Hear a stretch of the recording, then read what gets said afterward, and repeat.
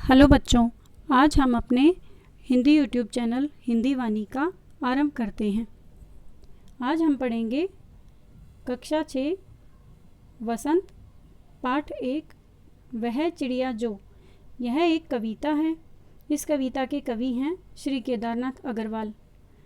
कवि ने एक चिड़िया की विशेषता बताते हुए कहा है, वह चिड़िया जो चोंच मारकर दूध भरे जुंडी के दाने रुचि से रस से खा लेती है, वह छोटी संतोषी चिड़िया नीले पंखों वाली मैं हूँ, मुझे अन्न से बहुत प्यार है।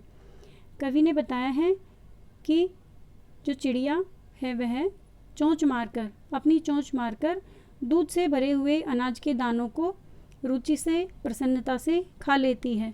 बच्चों, जब खेत में दाने होते हैं अनाज के, जब फसल पक जाती है, यानी जब खेतों में फसल होती है तो उसमें जो बालियाँ होती हैं, अनाज की बालियाँ होती हैं, उसमें दाने हैं वो बहुत मीठे लगते हैं। उनमें दूध जैसा एक पदार्थ भरा रहता है जो बहुत मीठा लगता है। चिड़िया को वे दाने बहुत अच्छे लगते हैं, इसलिए उन्हें दूध भरे जुंडी के दाने कहा गया है। चिड़िया उन्हें रुचि से प्रसन्नता से रस ले लेकर खा लेती है।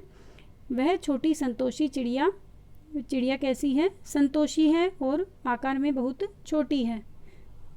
संतोषी इसलिए कहा गया है क्योंकि चिड़िया केवल अनाज के दानों को खाकर ही खुश रह लेती है। नीले पंखों वाली मैं हूँ। चिड़िया के पंख कैसे हैं? नीले रंग के। चिड़िया नीले पंखों वाली है। मुझे अन्न से बहुत प्यार है। चिड़िया को किससे प्यार है? अन्न से। अन्न यानी अनाज। वह चिड़िया जो कंठ खोलकर बूढ़े वन बाबा की खातिर रस उड़ेल कर गा लेती है, वह छोटी मुँहबोली चिड़िया नीले पंखों वाली मैं हूँ, मुझे विजन से बहुत प्यार है। वह चिड़िया जो, यानी चिड़िया क्या करती है? अब अपना कंठ खोलकर यानी अपना गला खोलकर बूढ़े वन बाबा की खातिर। वन बाबा किसको कहा है? जंगल जो बहुत पुराना है, इसलिए उसको बूढ़े बाबा के समान माना गया है। तो बूढ़े बाबा को खुश करने के लिए, वन यानी जंगल को खुश करने के लिए चिड़िया अपना गला खोलकर गाती है, रस उड़ेल कर गा लेती है। चिड़िया की आवाज़ इतनी मधुर लगती है, इतनी मीठी लगती है और ऐसा लगता है जैसे किसी ने रस पी लिया हो। वह छोटी मुँहबोली चिड़िया नीले पंखों वाली मैं हूँ, मुझे विजन से बहुत प्यार है। छोटी चिड़िया मुँह बोली है, यानी वह हमेशा कुछ न कुछ गाती रहती है, कभी भी उदास या चुप नहीं होती। नीले पंखों वाली मैं हूँ। चिड़िया के पंख नीले रंग के हैं।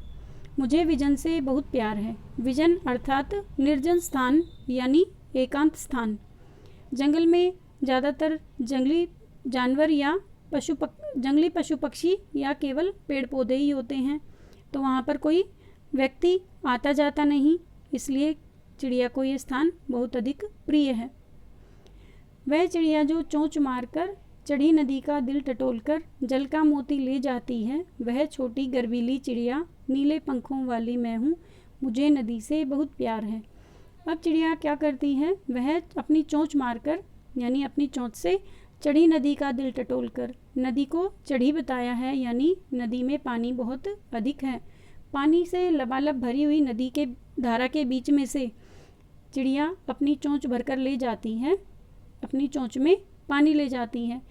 चिड़िया की चोंच बहुत छोटी होती है, उसमें पानी बहुत कम मात्रा में आ पाता है, इसलिए उसे पानी की बूंद को मोती की संज्ञा दी गई है, यानी जो पानी है उसको मोती माना गया है। वह छोटी गर्वीली चिड़िया नीले पंखों वाली मैं हूँ, मुझे नदी से बहुत प्यार है। चिड़िया छोटी है और गर्वीली है, यानी वह बहुत अपने ऊपर गर्व करती है, साहसिक कार्य करती है, क्योंकि वह भरी हुई नदी में से पानी की बूंदें ले जाती है। यह एक जोखिम भरा कार्य है। चिड़िया छोटी भले ही है, लेकिन कमज़ोर या डरपोक नहीं है।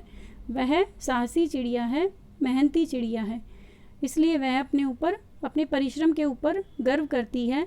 चिड़िया के पंख नीले रंग के हैं, यानी चिड़िया नीले रंग की है और चिड़िया को नदी से बहुत अधिक प्रेम है। बच्चों, इस कविता में कवि ने अपने मन को चिड़िया का प्रतीक मानकर, यानी अपने मन के जो विचार हैं उनको चिड़िया के रूप में व्यक्त किया है। वास्तव में ये चिड़िया कवि की कल्पना है, यानी कवि ने अपने मन के विचारों को चिड़िया के रूप में हमारे सामने प्रकट किया है। कवि केदारनाथ अग्रवाल वास्तव में प्रकृति प्रेमी हैं और इन्होंने प्राकृतिक सौंदर्य का वर्णन अपने शब्दों में अपनी अधिकतर कविताओं में किया है। तो चिड़िया कैसी है? चिड़िया छोटी है, गर्वीली है, नीले पंखों वाली है और साहसी है।